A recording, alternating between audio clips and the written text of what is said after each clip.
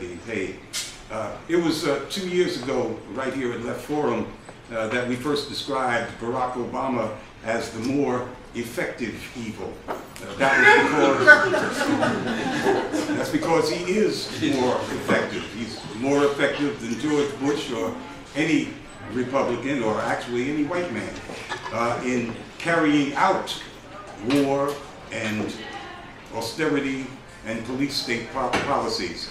It is Obama who has made Africa into an American military dependency in which AFRICOM, the U.S. military command, is the supreme authority on the continent. Obama, who people in the media like to call the son of Africa, has used aggressive deployment of the U.S. military to render most of the continent subordinate to NATO. That he has already accomplished.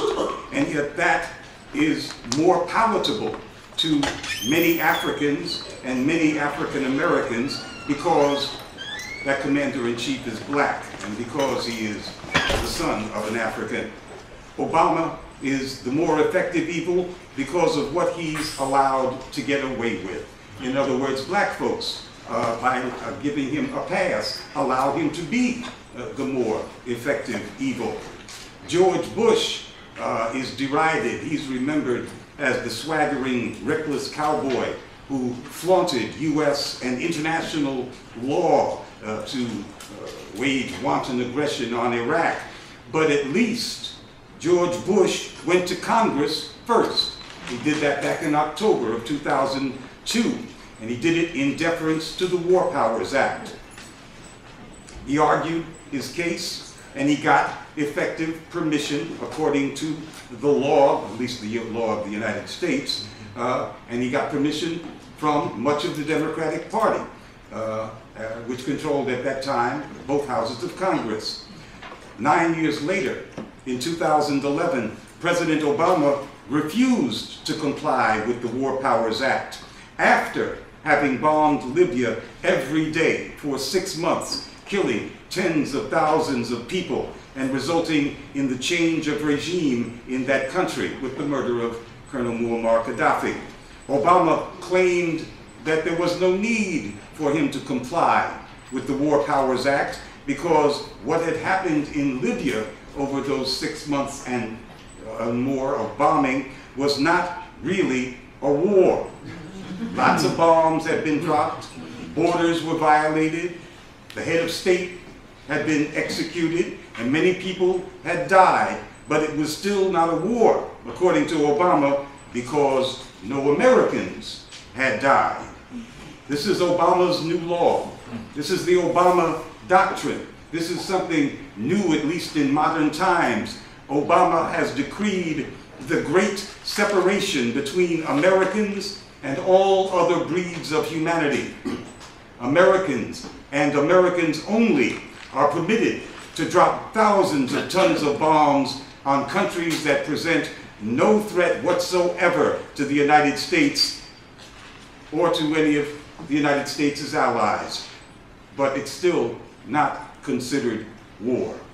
The United States, and only the United States, can obliterate the lives of huge numbers of people, all the time refusing to even count the number of people it has killed because it's against U.S. military doctrine to count the bodies that it piles up.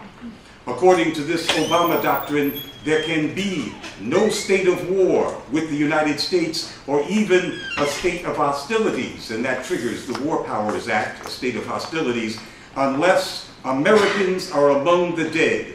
If there are no dead Americans, there is no war, and there is no need to worry about the War Powers Act. Bush did not do that. Obama decreed that. George Bush at least acknowledged the validity of the War Powers Act. Barack Obama is the one who gave the finger to the War Powers Act and made up his own rules. He is the more effective evil. He has not paid for that. We can offer many more examples, the examples of preventive detention and his assaults on Social Security, assaults that no Democrat in recent memory dared to make, and yet he has not paid for that.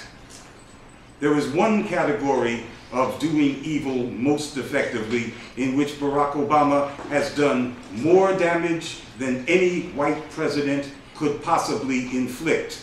He has caused black people to behave like white people.